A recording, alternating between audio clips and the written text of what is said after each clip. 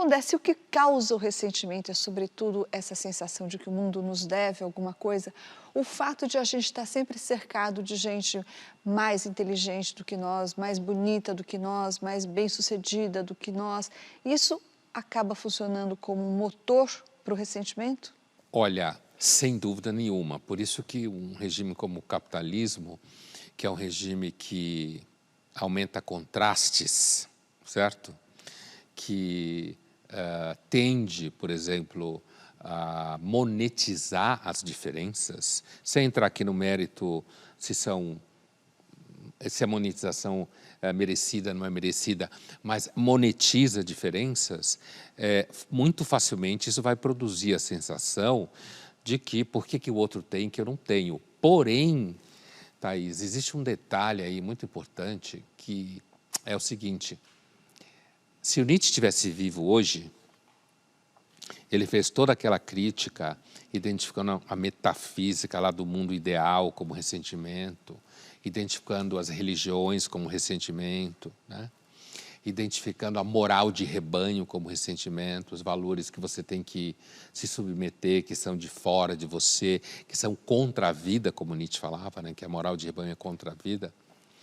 Agora, o Nietzsche também era super antidemocrático, né? Ele usava a expressão democratismo, e ele dizia, por exemplo, que a ideia que a universidade deve ser para todos é uma ideia democratista, porque a universidade, isso lá no final do século XIX na Alemanha, a universidade devia ser só para os melhores, então há uma certa percepção aristocrática no Nietzsche, mas se o Nietzsche estivesse vivo hoje, escrevendo hoje, ele provavelmente ia perceber que houve uma migração interessante do ressentimento para o plano metafísico, religioso, para o plano social e político.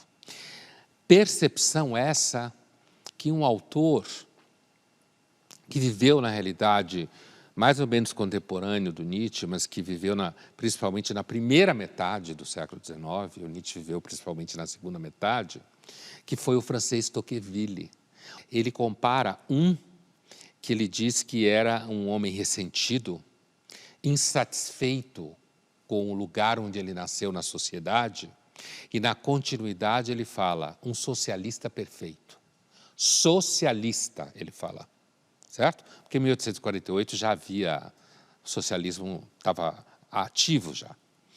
E ele compara com um outro que ele considerava uma pessoa super relaxada, super tranquila, e ele diz que é aquele tipo de pessoa que aceita o lugar que a contingência lhe deu no mundo.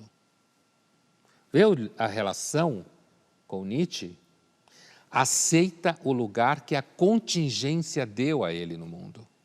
E, portanto, ele não era um socialista perfeito. Portanto, ele não era como o outro, nas palavras do Tocqueville, de que por ser alguém que achava que devia ter um lugar melhor no mundo, que inclusive tenta matar o Tocqueville, né? Era um criado dele, é um típico socialista.